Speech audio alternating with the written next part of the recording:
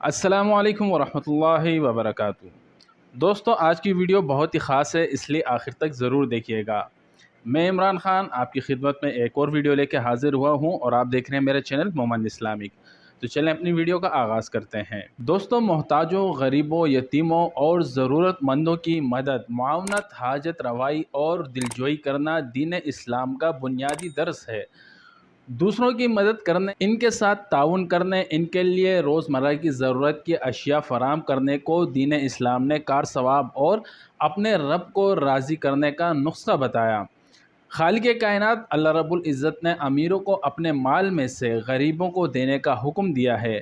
صاحب استطاعت پر واجب ہے کہ وہ مستحقین کی مدد کرے۔ نیکی صرف یہ نہیں کہ آپ لوگ اپنے منہ مشرق اور مغرب کی طرف پھیریں، بلکہ اصل نیکی تو اس شخص کی ہے جو اللہ پر اور قیامت کے دن پر اور فرشتوں پر اور آسمانی کتابوں پر اور پیغمبروں پر ایمان لائے اور مال سے محبت کے باوجود اسے یتیموں، محتاجوں، مسافروں اور سوال کرنے والوں اور غلاموں کی آزادی پر خرچ کریں۔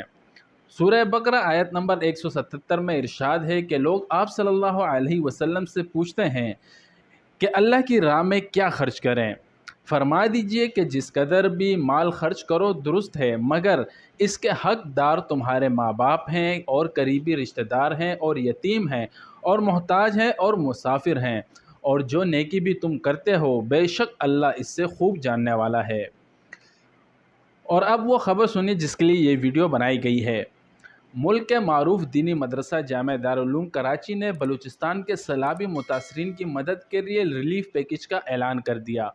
پہلے مرحلے میں متاثرین کے لیے 100 گھر کی تعمیر کی جائے گی۔ ممتاز عالم دین مولانا مفتی تقی عثمانی صاحب کی ویڈیو کلپ سوشل میڈیا پر وائرل ہے، جس میں مفتی تقی عثمانی صاحب لوگوں سے بلوچستان سیلاب متاثرین کی مدد کی ترغیب دے رہے ہیں۔ مفتی تقی عثمانی صاحب کا کہنا ہے کہ جامعہ دارالعلوم کراچی نے بھی اپنے محدود وسائل کے تحت بلوچستان کے سیلاب زدہ لوگوں کی مدد کا فیصلہ کیا ہے کہ بلوچستان کے ایک علاقے میں سیلاب سے زیادہ تباہی آئی ہے، وہاں کے لوگوں کے گھر تباہ ہوئے ہیں۔ جامعہ دارالعلوم کراچی وہاں 100 گھر کی تعمیر کا کام اپنے ذمے لیا ہے۔ دارالعلوم کراچی ان لوگوں کو گھر تعمیر کر کے دے گا جن کے گھر سیلاب کی وجہ سے تباہ ہو گئے ہیں۔ پیغام میں کہا گیا ہے کہ اس کی مد میں تعاون کرنے والے حضرات دارالعلوم کراچی کے استقبالیہ سے رجوع کر سکتے ہیں۔ اور دوستو، ایک بات واضح رہے کہ جامعہ دارالعلوم کراچی اس سے پہلے بھی ہر موقع پر آفت زدہ اور مصیبت زدہ لوگوں کی مدد کرتا چلا آ رہا ہے۔ چونکہ دارالعلوم کراچی ایسے کاموں کی تشہیر نہیں کرتا، اس لیے مین اسٹریم میڈیا پر اس سے متعلق خبریں نہیں آتی۔ اللہ پاک اس خیر کے کام میں ہر مسلمان کو حصہ ڈالنے کی توفیق عطا فرمائے۔ تو امید ہے یہ چھوٹی سی ویڈیو آپ کو ضرور پسند آئی ہوگی، اور ویڈیو کو لازمی شیئر کریں۔ وما علینا الا البلاغ۔